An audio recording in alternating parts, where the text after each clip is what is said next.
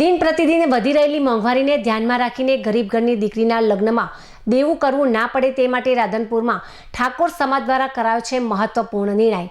રાધનપુરના મહેમદાબાદ ગામ ખાતે રામદેવ પીરના મંદિરે યોજાયેલ મિટિંગમાં બંધારણનો કરાયો છે નિર્ણય। લગ્નમાં ડીજે, હલ્દી રસમ, ફટાકડા, વિડીયો શૂટિંગ પર સખત વિરોધ તેમજ પ્રતિબંધ લદાયો છે।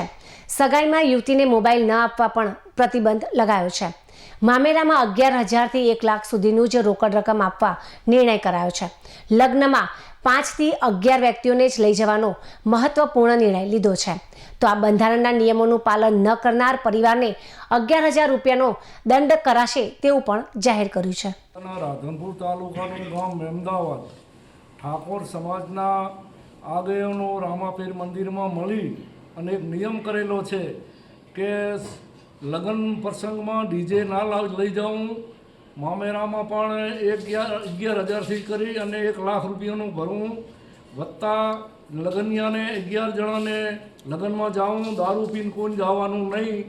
બીજો નંબર કે જ્યારે જાન આવે ત્યારે ડીજે લાવવું નહીં અને ગામમાં ડીજે વગાડવાનું નહીં। જે વગાડશે એ જેના ઘરે જાન આવી છે એના ઘરે 11,000 રૂપિયા દંડ લેવામાં આવશે।